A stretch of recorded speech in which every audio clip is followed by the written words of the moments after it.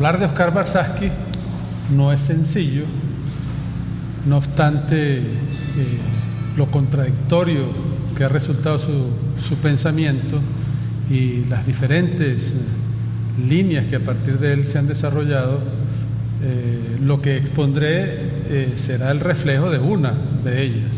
Muy probablemente ocurre muy a menudo pues con este tipo de pensadores que, dependiendo de la oportunidad o de la posibilidad de utilizar su pensamiento, se utiliza para una u otra cosa.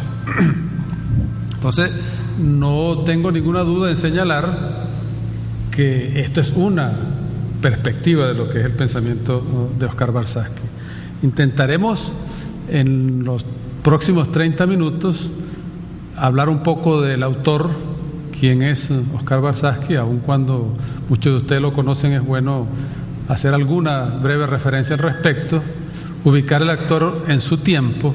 Creo que eso es muy importante para entender a Barsaski, hablar de su obra en general y particularmente del libro Proyectos Nacionales, que es el motivo de la conferencia, y finalmente ubicarnos en el momento actual. Oscar Barsaski escasamente estaba cumpliendo 56 años, iba a cumplir 56 años, un mes de cumplir sus 56 años, muere, nació en Argentina y muere en Argentina. Es un profesor egresado de la Facultad de Ciencias Exactas de la Universidad de Buenos Aires, fue profesor de matemáticas. Son referencias muy generales, no es muy fácil a decirlas todas. Yo voy a tratar, dentro del sesgo que le he puesto a la conferencia, de señalar las que yo considero más importantes. Fue uno de los primeros y más destacados especialistas mundiales en la elaboración de modelos matemáticos aplicados a las ciencias sociales, y en sus últimos años profundizó en estudios históricos y epistemológicos. Una persona que aborda una impresionante gama de los campos del conocimiento.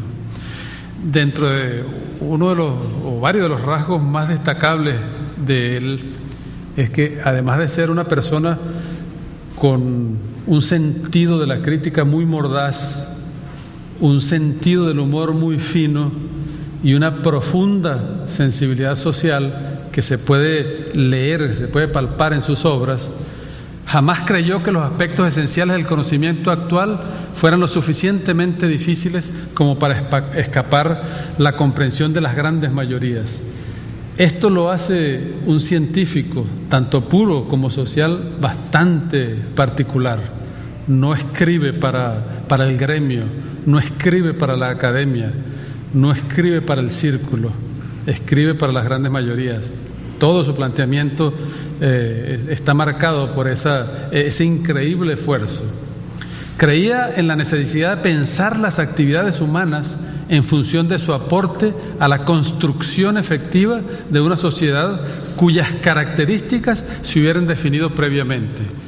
Significa esto, por un lado, y todos los que han manejado el conocimiento de Barsaski lo definen de esa manera, es construccionista, constructivista, es una persona que aporta hacia la construcción. Todo el conocimiento que produce está en búsqueda de lograr una mejor sociedad. Pero adicionalmente a eso, como se ha señalado, una sociedad cuyas características se hubieran definido previamente. Posteriormente leeremos algunas partes de la introducción de Proyectos Nacionales, en donde aquí evidencia Barsaski su separación de gran parte del conocimiento de su tiempo, o de las tendencias del conocimiento de su tiempo. Haber definido previamente implica su deslinde claro con respecto al determinismo. Nosotros tenemos que buscar lo que queremos previamente y, en función de eso, crear todo el conocimiento que necesitamos. Sus obras son un ejemplo de correspondencia entre la palabra y la acción. Barsaski, en donde quiera que estuvo, siempre fue un militante. Obviamente, como le señalaba, de Barsaski se pueden decir muchas otras cosas, y de hecho se dicen en comunicado que saca la CEPAL a un mes de su muerte, también se expresa aspectos importantes de quién era Warshawski. Hay una profesora, Sara Rieti, que ha escrito abundantemente sobre quién era Warshawski. Hay un artículo que escribe Carlos Domingo sobre quién era Warshawski, donde se señalan aspectos muy interesantes que definen la personalidad de Warshawski. Y muchos de los compañeros que estuvieron aquí, compartieron con él en Venezuela, también tienen aspectos que se mencionan. Con esto quiero decir, reitero que no es exhaustivo lo que se dice aquí. Ahora, ese hombre con esas características estaba determinado y determinó su tiempo. En una línea de eventos importantes que rodearon su existencia está la Primera Guerra Mundial, está el surgimiento de la Unión Soviética y toda cuando escribe Proyectos Nacionales y cuando escribe su obra, no nos atrevíamos a pensar la desaparición de la Unión Soviética. Es decir, era una realidad palpable y los tres mundos existían, eran evidentes. El surgimiento de la República Popular China marca el tiempo de Oscar Warshawski. Ni qué decir para un argentino cómo pudo haberlo marcado el peronismo. La Segunda Guerra Mundial, de hecho, en el momento en que ocurre la Segunda Guerra Mundial, se presenta uno de los momentos más importantes de su vida, porque una transnacional de las telecomunicaciones, de la electrónica, decide instalar sus laboratorios en Argentina para evitar los peligros que significaba tenerlo en Europa o en Estados Unidos, y le da una gran beligerancia a los científicos argentinos, quienes desarrollan importantes avances en materia tecnológica. Todo esto, terminada la Segunda Guerra Mundial, desapareció de Argentina y se destruyeron todos esos equipos. Otro aspecto fundamental que lo marcó fue el golpe de Estado en Argentina. De hecho, este libro que hoy vamos a comentar, que es el de Proyectos Nacionales, Planteos y Estudios de Viabilidad, solamente puede hallarse en el sótano de algunas librerías, ya que los 20.000 ejemplares publicados fueron quemados. Oscar Warshawski fue perseguido por la dictadura y obligado al exilio, parte del cual pasó aquí en Venezuela. Obviamente, lo que ocurre en Cuba, con la revolución, la llegada de la revolución en Cuba, lo que ocurre en Perú en la época del planteamiento que hizo Velasco Alvarado, lo que ocurre en Chile con Allende y su pase o su estadía en Venezuela, son algunos de los aspectos que marcan esa personalidad que fue Oscar Warshawski. Algunos de ustedes pueden tener conocimiento, por ejemplo, de que su parte de su obra fue escrita aquí en Venezuela. Importantes artículos fueron escritos aquí en Venezuela en el año, creo que fue en el año 78, no sé si alguno estuvo presente. Hubo una conferencia muy importante que dio en la Universidad Central de Venezuela, Oscar Warshawski, que está publicada en internet, que es muy interesante, sobre el papel de la ciencia en el tercer mundo. En ese momento estaba a punto de salir el libro Ciencia, Política y Cientificismo. En Venezuela también se adelantó parte de lo que fue la experimentación numérica, en el CENDES particularmente, y en general pues en la relación que él tuvo con importantes académicos aquí en el país. De su obra señalo aquí fundamentalmente 4 libros impresos, que no es la única obra. De hecho, uno de los comentarios que hace la CEPAL sobre Warshawski es que la mayor parte de su obra la escribe en colaboración con otras personas, que no era muy dado a estar siendo el protagonista de toda su obra. Ciencia, Política y Cientificismo sale en el 69, Proyectos Nacionales en el 71, Hacia una Política Científica Nacional en el 72 y Estilos Tecnológicos en el 74, Marco Histórico Constructivo en el 75. En esa obra, Warshawski refleja la originalidad de su pensamiento, la lucidez de su diagnóstico social y los principios e instrumentos metodológicos. Varias personas han señalado estos como los 3 aspectos fundamentales de la contribución en toda su obra de Oscar Warshawski. Él identifica, clasifica y jerarquiza los problemas centrales de las grandes mayorías. En su obra permanentemente esto está reflejado. Esos 3 aspectos se pueden resumir como el método de análisis de la realidad y de construcción de una sociedad, con paradigmas de funcionamiento definidos según su estilo de consumo, de trabajo, de tecnología, científico, artístico y de acción política. De hecho, él no propone un solo estilo, él analiza los estilos, analiza un estilo muy importante del cual él fue víctima, que es el autoritario, el típico del golpe militar, de los regímenes militares. Analiza el estilo consumista, que el del capitalismo, desde su etapa inicial hasta la etapa desarrollada en la que nos encontramos ahorita. Analiza, por supuesto, un estilo que es el estilo que él desearía, por el cual él apela, que es el creativo, el estilo, lo que nosotros podríamos asimilar al socialismo. Pero adicionalmente a ese método de análisis, él hace experimentación numérica. Ya aquí tuvimos nosotros una conferencia del profesor Jonathan Rosenhead, que nos habló extensivamente del significado que tuvo históricamente ese método. Es un instrumento metodológico que permite someter a prueba las hipótesis avanzadas de las ciencias sociales. Él, como lo dijimos al principio, es uno de los pioneros en el uso de los modelos matemáticos para la ciencia social. Y finalmente, que se refleja mucho en su obra Marco Histórico Constructivo, la interpretación de la historia.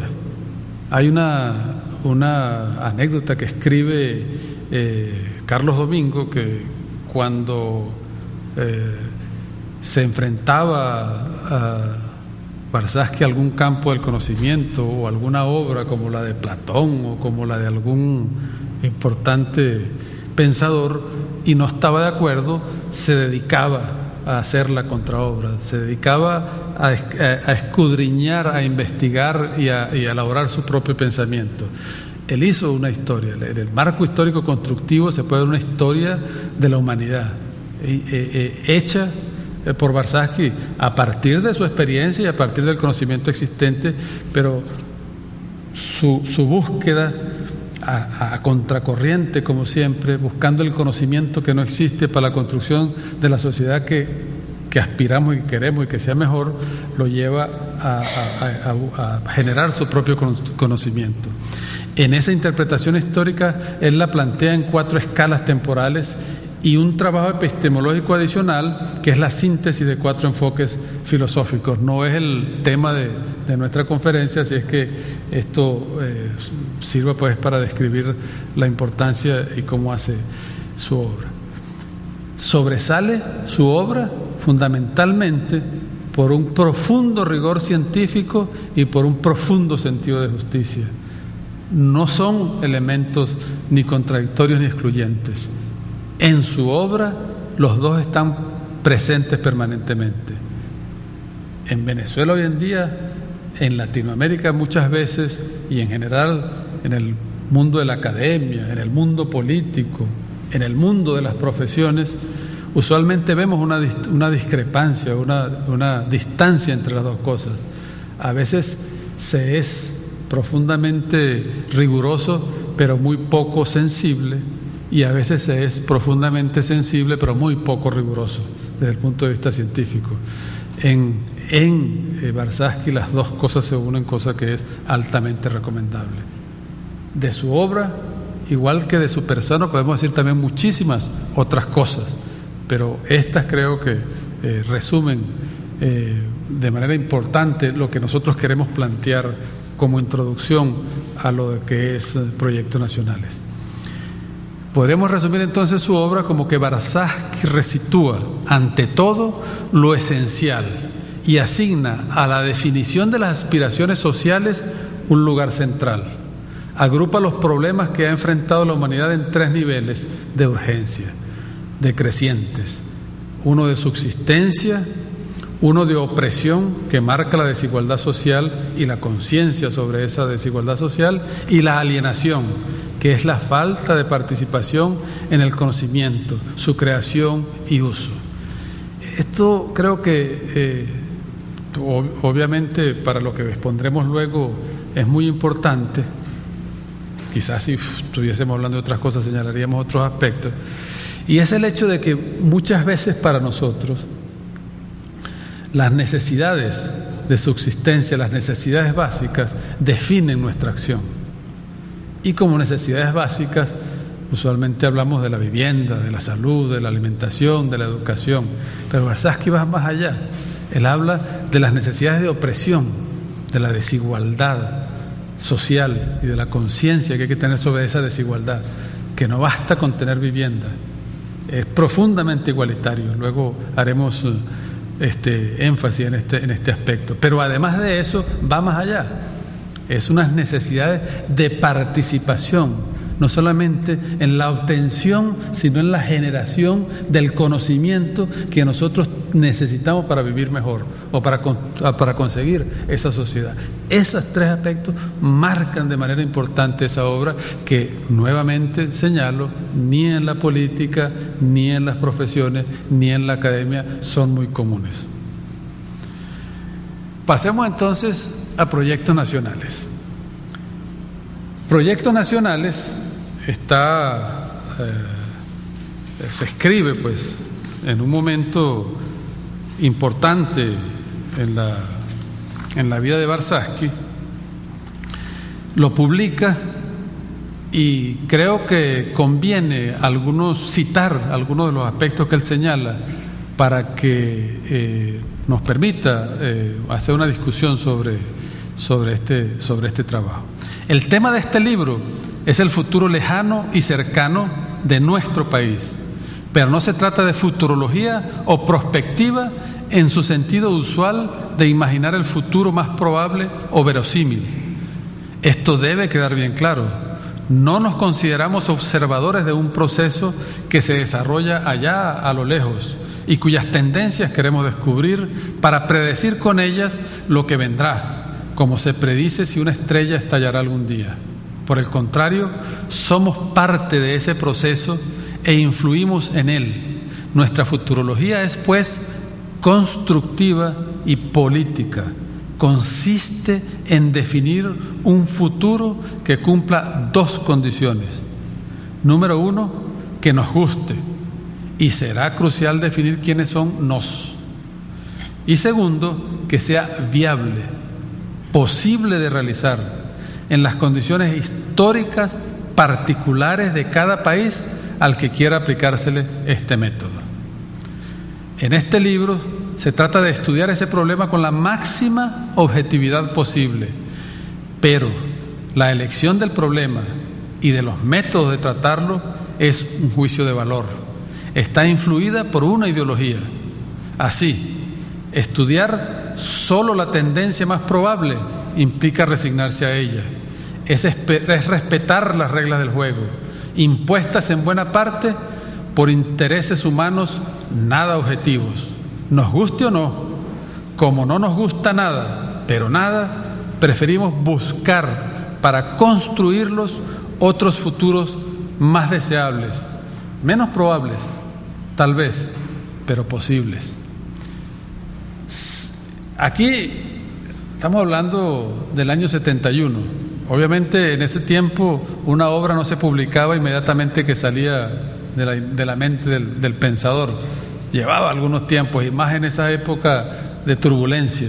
Es decir que muy probablemente unos 5 años antes ya esto estaba en la mente de Warshawski y bastante elaborado.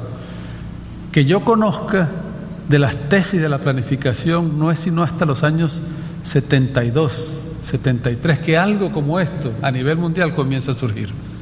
Es tratar de plantearse como guía del pensamiento primero lo que uno quiere antes de lo que podría ser el conocimiento factual.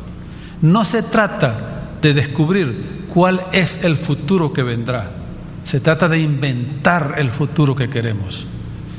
En la planificación esto es fundamental. En una visión de la planificación, por supuesto, sobre todo la que se impulsa en una escuela como esta. La definición de los objetivos es fundamental para iniciar un proceso de planificación. El objetivo no está dado, el futuro no se puede tomar por sentado, hay que definirlo. Y para ello es necesario tener instrumentos, invitar a la participación, ser extremadamente riguroso, pero como lo señalará más tarde, también profundamente aventurero. Encontrando un futuro deseable y viable, podemos adoptarlo como proyecto nacional. Proyecto porque pondremos nuestra voluntad y fuerza al servicio de su realización. Proyectamos al futuro lo que queremos. No está dado por sentado, tenemos que conseguirlo. El eterno cuento que no basta con intenciones, que buenas intenciones no preñan. Hay que hacer el esfuerzo por lograrlo. Y es nacional porque se refiere al país entero, sin prejuzgar si el país lo adoptará también o no, ni creer que ello requiere unanimidad o consenso de todos los grupos sociales. Yo creo que en la teoría, en muchas posiciones políticas es claro que no se puede esperar tener el consenso total para lograr el objetivo que se quiere. Pero la pregunta de la viabilidad siempre estará presente. Si ese futuro no coincide con el predicho por los futurólogos, alejados, casi digo alienados, y admitiendo que estos saben de qué están hablando, tanto peor, pues ir contra una tendencia es como navegar contra el viento, cuesta más esfuerzo y requiere una estrategia especial. Eso es lo que nos toca. Este esfuerzo extra tiene que haberse tomado en cuenta en la condición de viabilidad. Si decimos que el proyecto es viable, es porque hemos calculado, a pesar del viento en contra, a pesar de los grupos que se opongan, por ejemplo, podremos mantener el rumbo. En otras palabras, se trata de incluir en el cálculo los factores sociopolíticos, los conflictos de intereses y no solo los económicos y tecnológicos. Rara vez utiliza directamente Warshawski en su obra, por lo menos en esta, la palabra planificación, pero cada vez que expresa una idea concreta se está refiriendo a la necesidad de definir estrategias, de tener claro el camino, de saber para dónde se va, de pensar antes de actuar, de evitar, de tener el cálculo de viabilidad de lo que se aspira a lograr en todos los aspectos.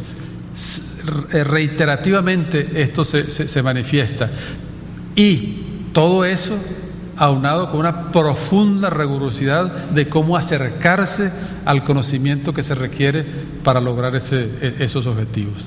Esto ha sido señalado muchas veces a lo largo de los siglos, pero en dos niveles insatisfactorios: o el empiricismo puro de un Maquiavelo y otros políticos hábiles, o la reflexión abstracta de sociólogos y politólogos grandes y pequeños.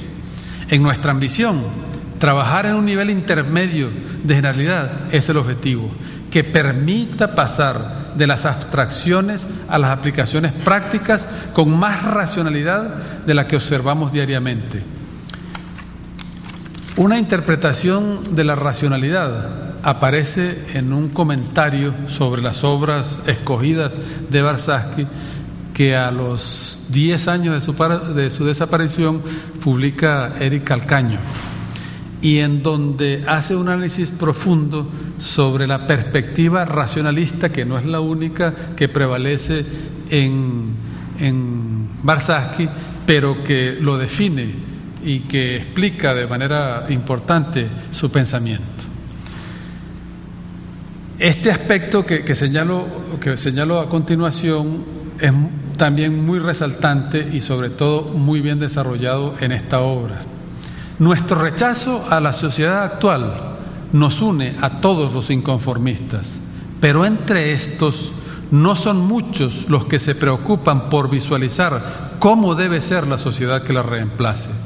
Para algunos, incluso, esto es distraer esfuerzos de la lucha por el poder, etapa previa a toda transformación profunda, sin duda. Basta plantearse algunas características, general como el socialismo, y luego el camino se hace al andar. No es necesario disponer de un proyecto nacional más concreto. Incluso a veces se afirma que es imposible definir el socialismo, salvo en términos muy generales. No es nuestra interpretación de la experiencia histórica, pero limitémonos a señalar que una vez tomado el poder, la necesidad de un proyecto nacional concreto es indiscutible. Varios son los países socialistas que están viendo la dificultad de hacer hasta un plan quinquenal, sin tener una visión mejor definida del futuro. Las desviaciones se acumulan en vez de compensarse y los medios traicionan a los fines. Imagínense ustedes, todavía no había pasado lo que pasó en la Unión Soviética cuando ya Varsavsky estaba diciendo lo que está diciendo. Decía Varsavsky, la ideología de este libro es constructiva. Queremos construir una nueva sociedad y el proyecto nacional es para ello tan necesario como los planos y anteproyectos de cualquier obra. Él deberá expresar de manera constructiva nuestra interpretación global de la historia, del país y del mundo. Si es socialista, no necesita definir el socialismo en general, sino un socialismo, el que nosotros vamos a construir. Es importante la insistencia que él hace en pensar antes de actuar. Es impresionante que toda su obra, sobre todo esta de proyectos nacionales, se va en proveer un método para ello. Tendremos además la desventaja de que la inmensa mayoría de los estudios socioeconómicos no están orientados a la construcción de un futuro elegido, sino al análisis y crítica de la sociedad actual y de sus antecedentes históricos.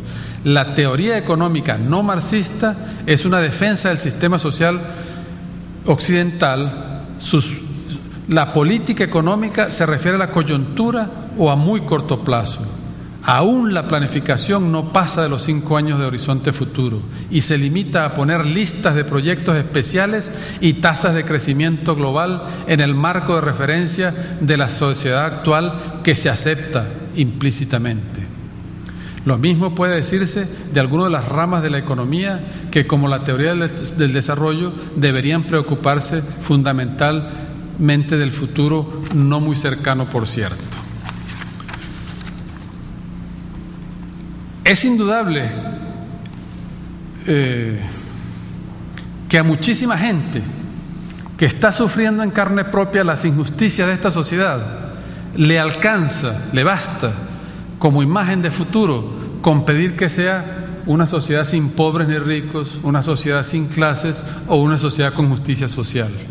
No somos pocos, en cambio, los que pensamos que eso es peligrosamente insuficiente para describir el futuro y para alcanzarlo.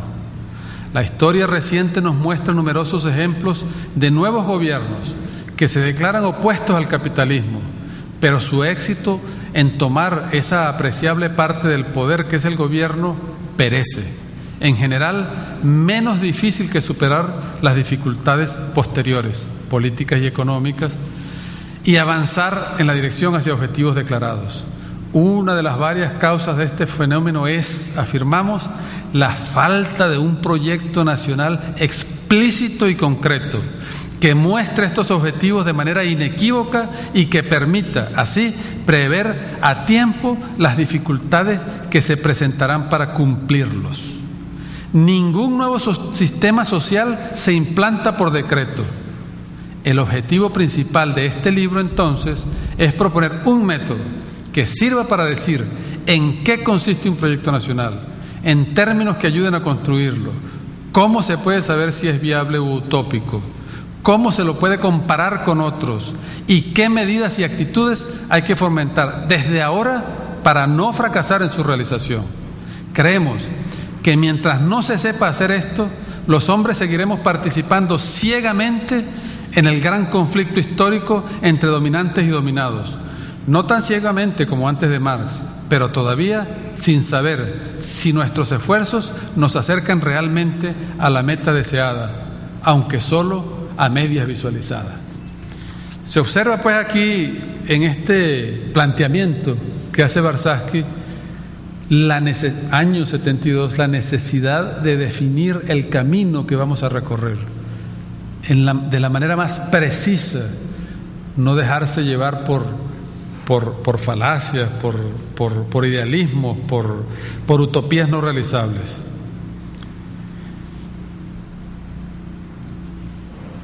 En este libro entonces Warshawski nos propone un método que define 4 principios básicos. El principio de la ideología explícita. Señala Warshawski que ese principio tiene que estar presente en cada una de las decisiones que nosotros tomamos. Si nuestra ideología es socialista, si tenemos una claridad con respecto a la sociedad socialista que queremos buscar, ¿qué hacen los componentes capitalistas dentro de las decisiones económicas que nosotros tomamos? ¿Nos va a llevar a algún lado esa decisión?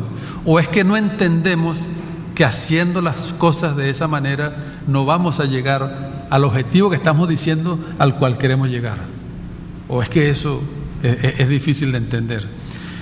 Él dice que hay que plantear los objetivos nacionales a un plazo largo o tan largo de 25 a 30 años, que no basta con 5 años, y de manera tan concreta que permita ver sin lugar a dudas a dónde vamos. Es muy fácil decirlo y muy difícil hacerlo, pero ¿estamos haciendo ese esfuerzo? Es un conjunto de objetivos simultáneos que expresan con claridad todos los aspectos ideológicos. No puede ser que unos expresan y otros no, y todos los estamos persiguiendo. Los diversos objetivos simultáneos no son intercambiables unos por otros, ni se pueden hacer unos a expensas de otros. Vamos a hacer la vivienda, pero la alimentación no la podemos resolver. Vamos a hacer la salud, pero no podemos hacer la educación, ¿no? Tiene que ser todo. El proyecto nacional tiene que ser promovido por el movimiento político. No hay que confundir los objetivos con las metas intermedias. No se puede describir el futuro con detalles no esenciales. Y las medidas concretas a corto plazo deben poder deducirse en buena medida a partir del proyecto nacional. Cosa que no ocurre comúnmente. El proyecto nacional vendrá después y mientras tanto vamos a hacer esto, que es lo que podemos. El segundo principio es el principio constructivo, también referido a largo plazo, formado por objetivos que dan criterios para tomar decisiones a nivel pragmático, son una interpretación del nivel principista y cumplen con el principio 1. Es decir, es un conjunto de objetivos simultáneos que describen el proyecto nacional cualitativamente. Es un nivel de trabajo ni demasiado abstracto ni demasiado detallista. Y al ser simultáneos, los objetivos pueden competir por los recursos y entorpecer o ayudar la realización de los demás, por lo cual hay que tener especial cuidado, para lo cual él también propone herramientas. El tercer elemento, que esto hoy en día es muy conocido y para lo cual inclusive tenemos muchos métodos para trabajar, que es el de realimentación. Todo objetivo en el proyecto nacional tiene un doble efecto. Para ser cumplido requiere el esfuerzo de la sociedad, el cual, al añadirse al exigido por los otros objetivos, puede resultar superior. Que si el Consejo Comunal tiene que construir viviendas, dar salud, dar educación, limpiar las calles, encargarse de la salud, le estamos imponiendo tal peso que de repente no va a ser posible o no va a poder cumplir con todos esos objetivos. Al ser cumplido, produce efectos también que pueden disminuir o aumentar el esfuerzo necesario para cumplir este u otros objetivos. Ala e impulsa. ¿ok? Para eso tenemos como les digo, muchas herramientas hoy para analizarlo. ¿Cuál es el objetivo que debemos cumplir que nos ayuda al cumplimiento de más objetivos? ¿Por qué comenzamos nosotros con la televisión digital terrestre en vez de comenzar con la manera como se debe hacer la comunicación? ¿Qué no nos va a condicionar esto al logro de lo otro? No nos va a orientar en una dirección que no es la que andamos buscando. Es difícil pensarlo. ¿Cuál es? Ejemplos en favor también tenemos. Yo recuerdo la expresión de la oposición cuando se crea la misión Barrio Adentro. Ahora sí es verdad. Yo recuerdo al famoso actor de televisión que le ofreció unos tiros al presidente desde una cámara de televisión, por supuesto. ¿Cómo que se llama? Orlando Urdaneta, desde otro país, por cierto, también, diciendo que bueno, que él sí se iba ya, pues ya. Imagínate, pues ya la revolución había llegado hasta la casa de los vecinos de las comunidades. Bueno, este es un ejemplo de cómo una buena decisión, un buen proyecto, un buen objetivo, mueve muchos otros objetivos. Eso debe hacerse de manera sistemática, con criterios integradores, determinando cuáles son las condiciones que más favorecerían o estorbarían para aplicar nuestro esfuerzo. Y el principio número 4 es el de la racionalidad. Yo creo que este es uno de los que adolecemos en general. La misma información de un sistema social permite tomar decisiones si está ordenada, sistematizada, integrada, que facilita la comparación de distintas hipótesis. No se pierde la posibilidad de hacer lo mismo que antes. O sea, no se repiten los errores. Se hace más accesible la información. Se muestran con facilidad las lagunas. Se hacen explícitas muchas hipótesis. Se pueden ver las implicaciones de usar una teoría. Se muestran peligros que entrañan decidir sobre hipótesis dudosas. Se indican recaudos necesarios para aumentar probabilidades de éxito en decisiones. Sugiere la prioridad de investigaciones empíricas. Da criterios para compatibilizar y complementar resultados. Aprovecha de inmediato nueva información para mejores conclusiones. Estos son 4 principios básicos que deben guiar permanentemente el pensamiento y la acción del Proyecto Nacional, año 1972. Señala aquí un pensamiento que, convencido de que ya existe este sistema, de que este sistema es intolerable, y sin menospreciar de ningún modo la necesidad de extender a otros esta convicción, el paso siguiente debe ser decir concretamente cómo es la sociedad que queremos y cómo se pasa de la actual a la deseada en términos claros y útiles para la acción. En el mundo político, esto a veces encuentra obstáculos porque se esconden las estrategias. No, eso no se dice. No, quién sabe, ellos lo están pensando. No, tal vez lo están haciendo bien, lo que pasa es que no sabemos. No, hay que dejarlo a los otros para que decidan. Bueno, en un proyecto nacional conducido de esta manera no habrá posibilidades de lograr los objetivos que se buscan. Ese proyecto nacional con esos principios básicos contiene también 7 tesis de trabajo. Esas tesis de trabajo están orientadas a plantear objetivos múltiples y simultáneos en un nivel útil que permita integrarlos en un modelo estructural para calcular sus costos y efectos. ¿Qué queremos? No se impone ninguna limitación al tipo de necesidades que se incluyen en la lista. La tesis número 1 es que los objetivos nacionales deben plantearse en términos de necesidades humanas, individuales y colectivos. Es decir, un proyecto nacional tiene que decir de qué necesidades se debe preocupar la sociedad.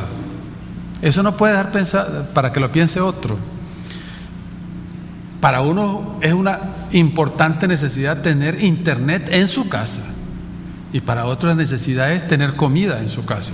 ¿Cuál es la necesidad del proyecto nacional? ¿O son las dos las necesidades del proyecto nacional? No solamente basta saber cuál es la necesidad, sino en qué forma y grado y en qué plazos se propone satisfacerla. Para cada grupo de la población significa que la descripción de estas necesidades se usará para definir el proceso productivo. ¿Es vivienda la necesidad? ¿Cómo la vamos a resolver la vivienda? ¿Regalada? vendida para todos, pequeña, grande, masiva, para los ricos, para los pobres, para los indígenas. ¿En cuánto tiempo? ¿En 1 año? ¿En 5 años? ¿Con qué? ¿Con el cemento? ¿Con la arena? ¿Con la madera? ¿Con quiénes? ¿Con los arquitectos? ¿Con los ingenieros que tenemos? ¿Con el pueblo? ¿Con los albañiles? ¿Con qué máquinas? ¿Artesanal? ¿Industrialmente? Lo estamos pensando, lo estamos viendo en esa dimensión, estamos haciendo el ejercicio. Año 1972.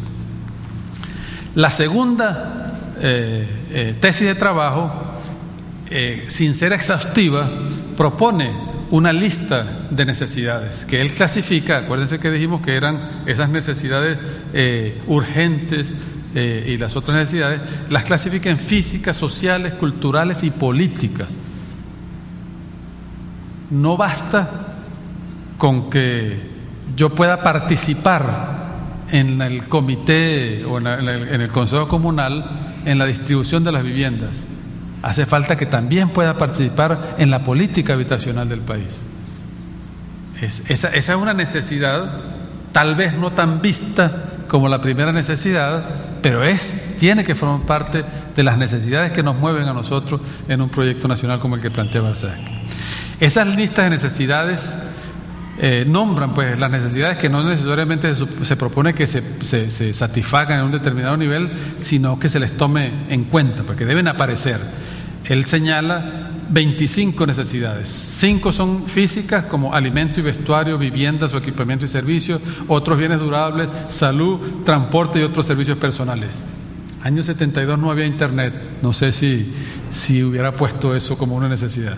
Necesidades sociales, otras 6 necesidades sociales, 7 necesidades sociales son seguridad social, solidaridad e integración, acceso a la información, núcleo social básico, familia y otros, forma de urbanización, igualdad en la distribución del producto y el prestigio, libertades individuales garantizadas, organización de la vida individual, limitar y distribuir el tiempo trabajado para cada edad. Entre las necesidades culturales tiene la educación y el entrenamiento, ocio recreativo y deporte, ocio creativo e innovador, científico, artístico y artesanal, imagen del mundo, satisfacción en el trabajo, condiciones materiales, estímulos, alienación, necesidades políticas, etc. Hago un alto en esta imagen del mundo. En su libro, para los que no han tenido la oportunidad de leerlo, él trabaja en mucho detalle cada una de estas necesidades. E inclusive, esta es una muy interesante como la de la imagen del mundo, él señala la diferencia que puede existir entre una imagen del mundo creacionista y una imagen del mundo evolucionista para los efectos de un proyecto nacional. ¿Cómo eso determina o influye en lo que es el planteamiento? Y es una discusión que hay que dar. Es una discusión importante, porque hoy en día, no solamente aquí, que lo señala como preocupación Barzazki, para uno el socialismo es el cristianismo, para otros el socialismo es que haya salud, o que haya vivienda, o que haya hospitales. Para otros el socialismo es la tenencia de los medios de producción o la lucha de clases. ¿De qué estamos hablando cuando estamos hablando de socialismo? ¿Cuál es la visión del mundo que tenemos y que rige ese proyecto nacional?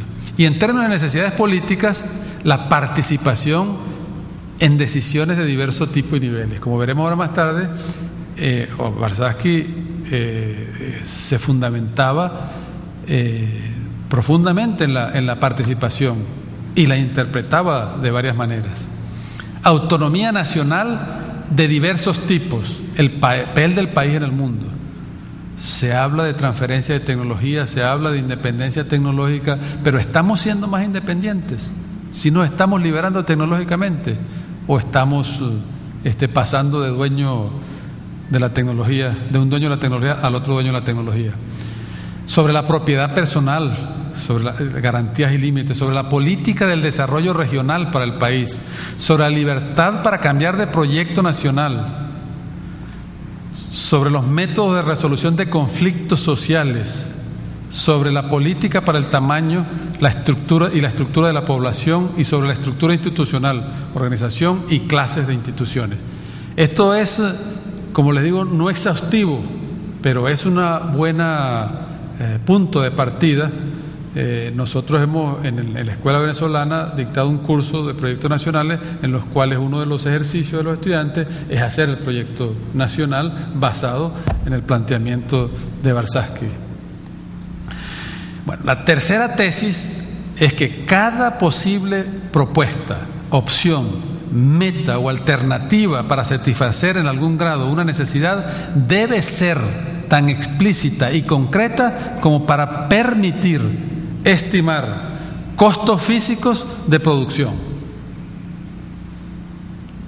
Nosotros conocemos aquí en Venezuela, no de ahora, también de ahora, pero de antes, los cuellos de botella que se presentaban en los planes nacionales, la famosa escasez de cemento que hubo en Venezuela cuando se estaba construyendo el Parque Central, que llevó a personajes como Lubén Pecoff a importar cemento de México para poder saciar en parte la demanda de cemento aquí en la construcción en Venezuela.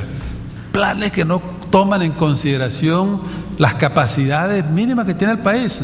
Y sigue pasando todavía, nos pasa igual. Proponerse la construcción de 100.000 unidades de vivienda por año implica tener una dotación de recursos capaz de permitir ese logro. Y todavía a esta altura, físicamente, nosotros no contamos con todos esos insumos para hacerlo. Y sin embargo, se sigue oyendo, en palabras de muchos políticos que poco cercanos a lo que es un proyecto nacional, diciendo barbaridades de ese tipo. Y de la oposición ni se diga, pues, últimamente. La tesis número 4, la número 5 y la número 6 se refieren fundamentalmente a la viabilidad. Él habla de la prueba de la viabilidad física, de la prueba de la viabilidad social y de la prueba de la viabilidad política. Física en términos de los recursos, lo que estamos hablando ahorita, el cemento, los recursos humanos, naturales, capacidad instalada, capacidad de importar, capacidad de innovar y crear. Inclusive hace ejemplos muy concretos sobre ello en su trabajo. Y obviamente sobre la estrategia tecnológica, sobre si vamos a hacer una estrategia basada en la utilización intensiva de capital o de mano de obra, sobre si vamos a hacer una estrategia tecnológica basada en el trabajo o en la productividad, en los insumos o en la materia prima o en la maquinaria, etcétera, etcétera. Todas esas cosas hay que tomarlas en consideración a la hora del diseño del proyecto nacional. Estimar el efecto de los objetivos sobre coeficientes de producción, el cálculo de estos coeficientes y al final determinar si de verdad ese proyecto tiene o no tiene viabilidad, porque, insisto, hay propuestas cuya viabilidad no se ha calculado, y en términos de la construcción de una nueva sociedad eso sería un terrible error a cometer. La viabilidad social tiene que ver con la distribución en la propuesta de Warshawski. ¿Cuáles van a ser los salarios?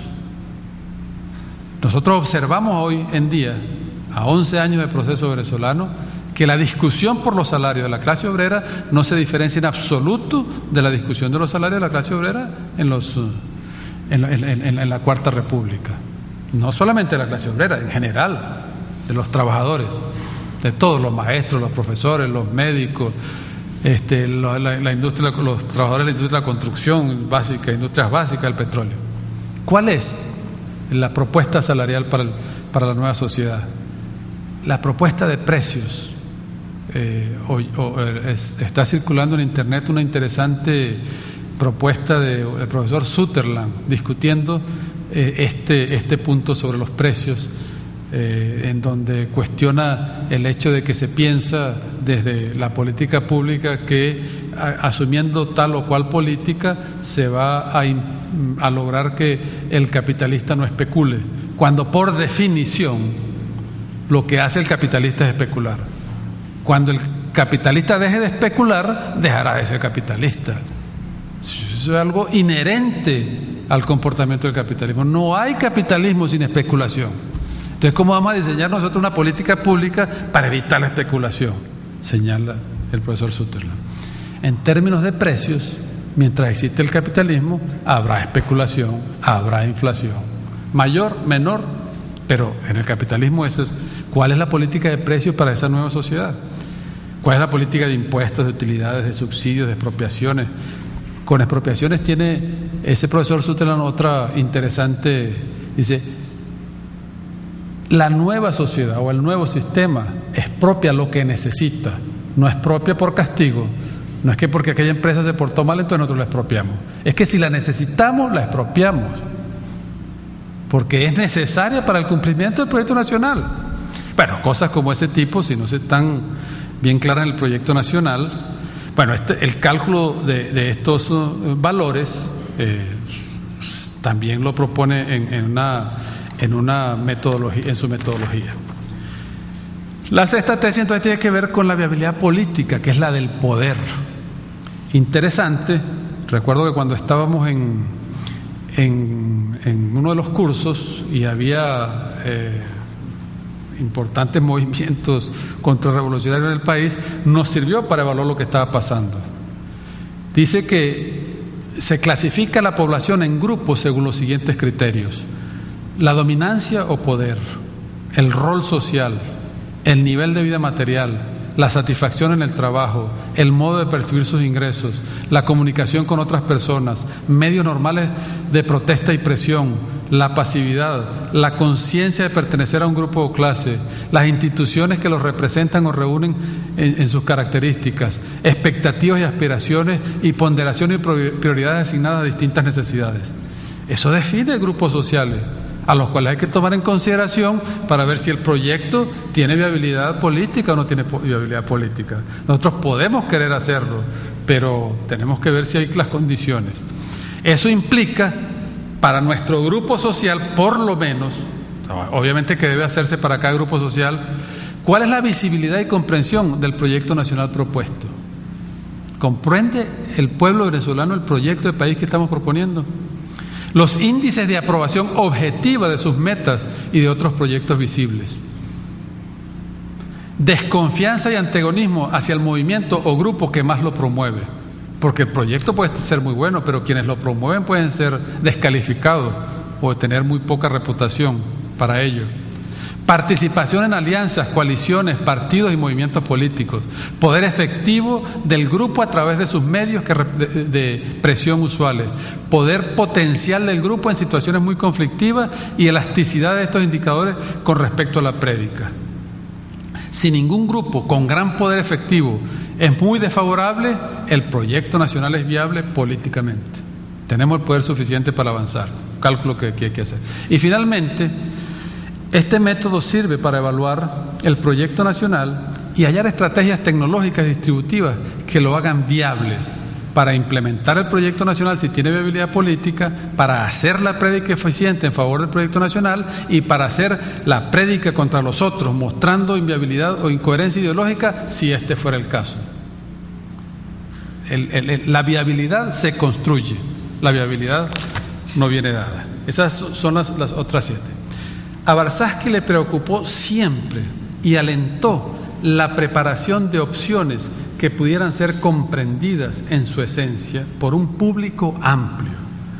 Esta pretensión estaba íntimamente ligada al papel que le asignaba a la participación. Esta la veía él de dos maneras. Por un lado, como un elemento central de una sociedad más igualitaria y solidaria, pero por el otro, como un instrumento básico para el aprovechamiento potencial creativo de la sociedad. Este es quizás uno de los elementos que ha hecho que Barsáqui haya quedado olvidado, en el mejor de los términos. No a cualquier político le satisface el hecho que para tomar decisiones tenga que consultar a otros. Esto hay que hacerlo explícito y hay que construirlo con la gente. Por ejemplo, si nosotros hablamos de alimentos, tenemos que hablar del nivel de satisfacción de alimentación, cómo se va a hacer la distribución, cuál va a ser la diversidad de la oferta, cuál va a ser el contenido superfluo, cuál va a ser la insuficiencia cualitativa, cuál es el uso individual o colectivo, cuál es la participación del usuario en la satisfacción de la necesidad y cuáles son los medios de pago para lograr el acceso a esa necesidad. ¿Sabemos nosotros, por ejemplo, cuál es la diversidad de la oferta de Mercal? Si la diversidad de oferta de Mercal responde a las necesidades del venezolano. Si alguien se ha hecho esa pregunta. ¿Sabemos nosotros, por ejemplo, cuál es el contenido superfluo? No voy a comparar Mercal con Corpo Mercadeo. Acuérdense que en Corpo Mercadeo había caviar y había delicateces. No había lo necesario, pero sí había. Eso no nos está pasando ahorita a nosotros. Pero insisto, que el hecho de que sea bueno no quiere decir que nosotros sabemos que es bueno y que nosotros sabemos por qué es bueno. Eso hay que hacerlo explícito. Tiene que ser del conocimiento, sino de qué proyecto estamos hablando. De un proyecto oculto que está por allí, que alguno maneja y que quién sabe cómo será. Eso es peligrosísimo en los términos de Balzac. El proyecto nacional es el estudio de la estrategia de desarrollo más conveniente al país, partiendo de la situación actual objetiva y de ciertas metas generales como eliminar la pobreza, la dependencia, etc. Se debe investigar cómo efectuar ese cambio, pero analizando todos los aspectos, con qué recursos naturales y humanos se cuenta, qué fuerzas internas o externas se oponen al cambio, qué instituciones se necesitan, qué fábricas son indispensables, cómo pueden seguir funcionando si hay un bloqueo comercial, etcétera, etcétera, etcétera. Ese ejercicio hay que hacerlo. Si no, no tendremos proyecto nacional. Entonces, ¿qué tenemos hoy? Nosotros, es ampliamente conocido la Agenda Alternativa Bolivariana, un esfuerzo muy importante que se hizo en el año 1996, que dio origen a la participación del presidente en la escena política nacional y luego en la escena electoral. Luego la propuesta de Hugo Chávez para gobernar a Venezuela, que fue el plan de gobierno que se presentó en el 1999. Ambos esfuerzos son hechos por personas que tienen que tenían en ese momento y que tienen conocimiento de Balzac, que saben lo que es un proyecto nacional, inspirado en muchas de las ideas que plantea Balzac. A partir de eso vienen las líneas generales del Plan de Desarrollo Económico y Social. Ya en el gobierno surge por constitución la necesidad de someter a la aprobación de la Asamblea las líneas generales del Plan de Desarrollo Económico y Social. Esto fue para el 2001-2007, en gran medida inspirados o alimentados por la propuesta de Hugo Chávez para gobernar a Venezuela y por supuesto por Agenda Alternativa Bolivariana. Ese trabajo, ¿se acuerdan? Eran los 5 equilibrios, que era el económico, el político, el territorial, el internacional y el social. De eso, a finales del año 2007, se hizo una especie de evaluación. Se trató de ver qué se había cumplido en esas 5 áreas. Un documento que se produjo, que creo que es la única evaluación que se ha hecho, que debe ser continua, que no debemos esperar que pasen 5 años y que debe dar los elementos para continuar. Posteriormente, el primer plan socialista, así llamado, pero que son a lo que se presenta a la Asamblea Nacional, es las líneas generales del Plan de Desarrollo Económico y Social 2001-2007, el equivalente que ahora se llama primer plan socialista 2007-2013, que en vez de 5 líneas estratégicas fundamentales ahora tiene 7, se amplía la económica y la política. ¿Podemos decir nosotros que eso constituye un plan nacional en los términos que plantea Oscar Balzac? ¿Podemos decir nosotros que las líneas generales del Plan de Desarrollo Económico y Social de la Nación es el plan nacional? Otros han dicho, no, el Plan Nacional de Venezuela es la Constitución. ¿Es la Constitución un proyecto nacional en los términos que lo plantea Oscar Balzac? ¿Tenemos claras las necesidades que vamos a satisfacer? ¿Tenemos claras las formas en que vamos a resolver esas necesidades? ¿Sabemos quiénes las van a resolver? ¿Tenemos claro cuál es la viabilidad que tiene esto en términos políticos? Tal vez, si hubiésemos hecho ese cálculo, hubiésemos ido al 11 de abril de manera distinta, tal vez. Eso es cosa del pasado y predecir el pasado es muy fácil.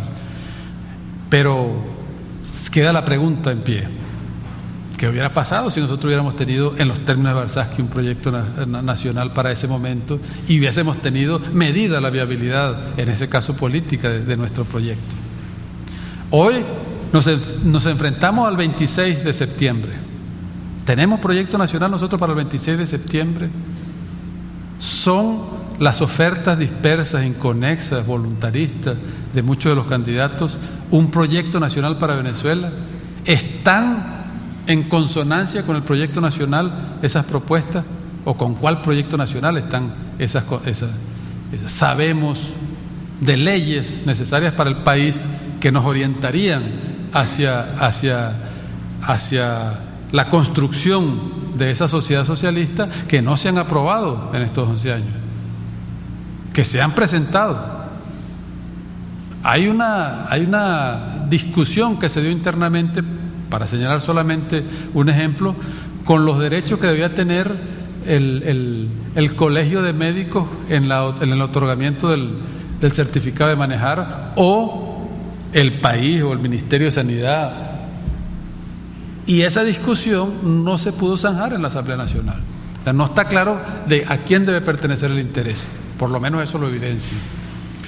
Bueno, eso es fundamental, debería estar claro para el 26 de septiembre y el reto que se tiene. Pero más allá del 26 de septiembre tenemos el 2012. En el 2012, y si nosotros hacemos lo que estamos haciendo y pesamos lo que está ocurriendo en el país e intentamos medir lo que puede ocurrir en términos de las posibilidades de reagrupamiento de fuerzas y de ayuda internacional de la oposición para ir en contra del proceso, cualquier cosa puede pasar de aquí al 2012, ¿o no? O sea, y nosotros todavía no lo sabemos, porque no lo tenemos claro, no lo hemos hecho. En los términos que señala Barsaski, se podrá decir, no, alguien lo está haciendo. La diferencia es que yo no lo conozco. Esa es la situación en la que nos encontramos hoy, casi 40 años después de planteados los proyectos nacionales por Oscar Barsaski. Yo, como contribución final a la conferencia, señalo que el PN venezolano, TEPH, todavía está por hacerse. Muchas gracias.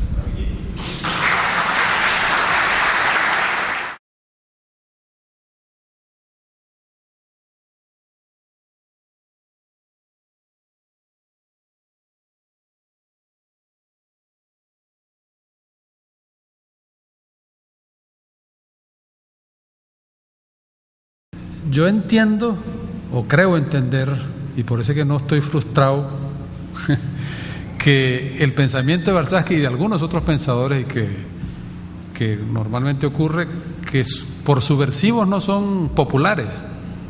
Es un pensamiento. Una de las características de Barsaski y de muchos de estos pensadores es que eran personas difíciles. Cuando Carlos Domingo habla de Barsaski, dice que cogía, él lo dice en esas palabras, tremendas rabias cuando descubría algunas cosas como no deberían ser, pues. Pero además, coherente con su pensamiento, se disponía a resolverlas, que eso es lo que muy pocos de nosotros hacemos. Ahí es donde está la diferencia. No podemos esperar que alguien venga a difundir las cosas para que nosotros entonces nos adhiramos a la cuestión. Si consideramos que esto es necesario difundirlo, educarlo, transferirlo, compartirlo, ¿qué estamos esperando? Pues para luego es tarde, vamos a echarle espera. Aquí estamos, pues. Eso es lo que estamos haciendo hoy. Y eso es lo que hemos venido haciendo desde hace mucho tiempo. Ahora, también tenemos que entender que eso no es suficiente. Por mucho que difundamos y por mucha radio y periódico, si no lo materializamos, si no construimos en los términos, tampoco se va a lograr. Entonces, creo que el esfuerzo de difundir, educar, enseñar, compartir es nuestro, que es posible que lo hagamos. Estamos totalmente de acuerdo aquí, en cualquier nacional, local, como sea. Y que a partir de allí podamos además de eso, contribuir con algo que se pueda hacer. Nosotros no estamos en una misión caritativa de enseñar. Nosotros lo que queremos es conquistar el poder, queremos transformar la sociedad, modificar las estructuras. Algo que no leí, pero que siempre le endilgaban a Barzaski, es que era radical. Sí, claro que sí, radical. Inclusive él, en uno de los prólogos, creo que es el de estilos tecnológicos, cuestiona la tríada, que siempre frente a una visión de derecha extrema y una visión de extrema izquierda se centraba el medio equilibrado. No, tenemos que tomar posiciones, o estamos o no estamos. No se trata de hacer una gira por el país para que los venezolanos conozcan a ese ser maravilloso que era Barzaski. No, que nosotros lo que queremos es conquistar el poder, y Barzaski nos puede ayudar a ello. Eso es lo que queremos. Entonces, inclusive coherente con lo que está diciendo, si no tenemos claro ese objetivo, de muy poco nos va a servir enseñar a Barzaski. O no estoy diciendo que no nos va a servir o que va a ser inútil. Quizás estaremos en una situación, pero la construcción de una nueva sociedad y la toma del poder es lo que nos guía a nosotros a echarle mano a Barzaski para ir a hacer eso. Creo que perfectamente nos ayuda. Es más, en una dirección muy específica.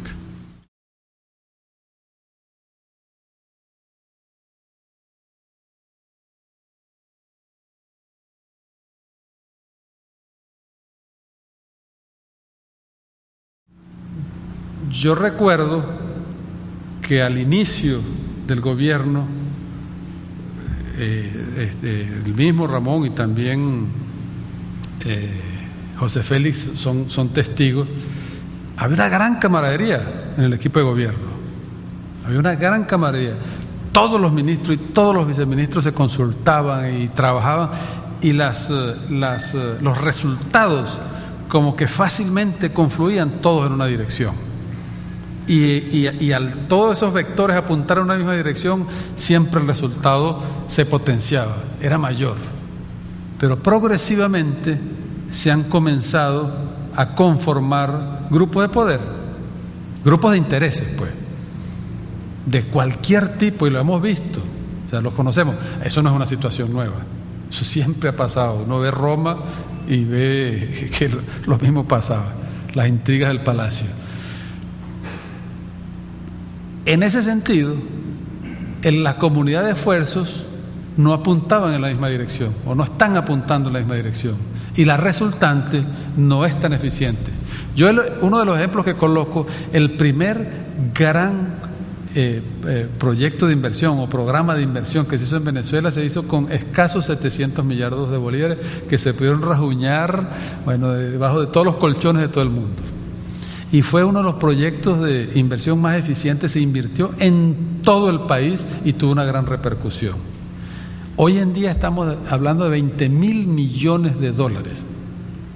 20.000 millones de dólares a precios constantes, a precios corrientes, por donde los mires, es una cantidad exorbitante de dinero. Y uno no percibe el mismo impacto, el mismo entusiasmo, el mismo esfuerzo de lo que aquello generó. ¿Por qué razón? Porque de lo que se trataba no era de resolver las demandas de los grupos de interés, era a lo que se apuntó en ese momento, era a lo que de alguna manera la sociedad estaba demandando. Eso hace una importante diferencia. Yo creo que sí lo hemos hecho, hay logros en ese sentido. Lo que pasa es que si los logros no son conscientes, pasa, y nos ha pasado. Ustedes saben, el mismo ejecutivo a veces lo discute. ¿Cómo es posible que se perdió el esfuerzo hecho o ya no se siguió haciendo el esfuerzo en tal o cual programa? Vino un ministro o un funcionario público, lanzó un programa, exitoso el programa, cambiaron al ministro, cambió el programa. No hay continuidad. O sea, el diseño de ese programa no respondió a una línea estratégica de ese plan nacional.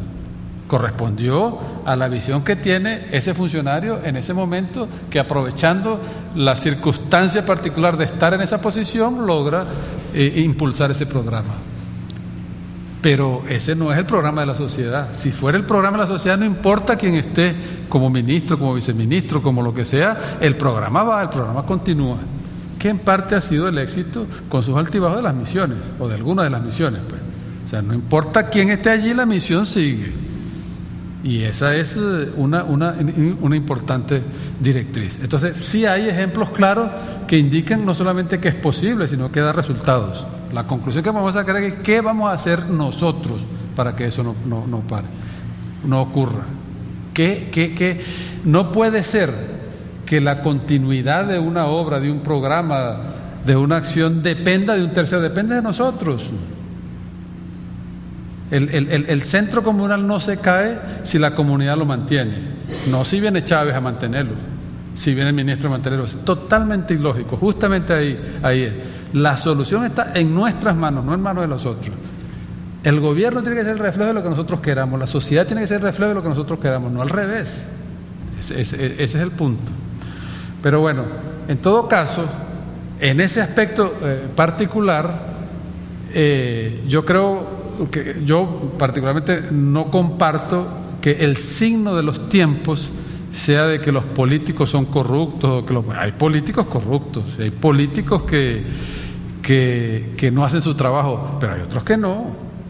Y creo que en ausencia de una determinada corriente histórica, sobre todo progresista, se podría justificar el no marchar en esa dirección. Pero ¿cómo justificamos nosotros que 40 años después de la existencia de una corriente como la de Warshawski todavía estemos en etapas prehistóricas en cuanto al comportamiento político? O sea, nosotros nos cumplimos nuestro papel, porque nuestro papel no es solamente tener una nueva sociedad, sino exigirla y lograrla y pelear por ella. O sea, si no supiéramos esto, no podríamos justificar de alguna manera de que no es eso lo que estamos haciendo. Pero ya nosotros sabemos que sí, nosotros como sociedad no conocemos el camino de para dónde vamos, la resultante puede ser cualquiera, en cualquier momento, incluyendo el 11 de abril. Afortunadamente, el rumbo no cambió radicalmente el 11 de abril, pero estamos convencidos de que no va a cambiar en el futuro. ¿Cuánto tardó en Rusia? En la Unión Soviética.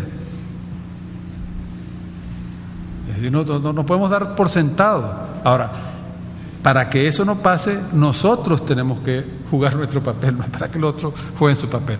Y el momento histórico, yo creo que apunta más bien en esa dirección, no en la otra, de que como los otros se comportan mal, entonces nosotros estamos mal. No, si nosotros nos comportamos bien, estamos avanzando.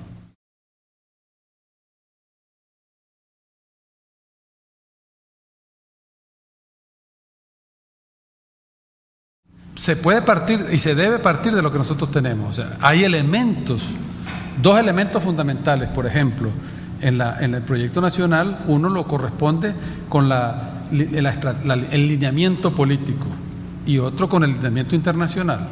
Yo creo que hay dos lineamientos importantes, pero que hay que verlos no a 5 años, hay que verlos a 30, 40 años.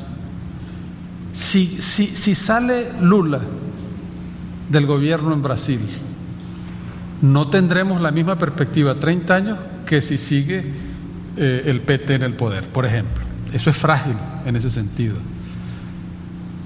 Chile, ya, si estamos mal con Bachelet, imagínate cómo estaremos ahora, ¿no? Ya hay un primer retroceso. ¿Y qué va a pasar en Argentina? ¿Qué puede pasar ahorita en Paraguay? El mismo Colombia, ¿qué puede pasar? Es decir, creo que nosotros no tenemos, a pesar de los éxitos que se ha obtenido en la política internacional, no tenemos un trazo de 35 años, 40 años, es lo que quiero decir. Pero eso no significa que no lo podamos hacer, y hay con qué, y bastante, y hay necesidad de hacerlo. En la parte política, yo creo que es importante entender que el instrumental político con que cuenta ahorita este país, incluyendo el sistema electoral, por la vía que marcha, se va agotando. Se tiende a creer menos en las elecciones, en los procesos, a ir con menos entusiasmo, de lado y lado. Los esfuerzos extraordinarios que hay que hacer para que la gente tenga deseos de ir a votar, se sienten. No hay que ser extraterrestre para darse cuenta de eso. Uno lo nota. Ahora, pero también uno podría decir que lo que al principio se logró con la amplia participación popular, ahora demanda otros niveles de participación, como lo decía, por ejemplo, en la elaboración política. Nosotros sabemos que los niveles de participación popular en la escogencia de los candidatos no es el deseable. ¿Lo sabemos o no?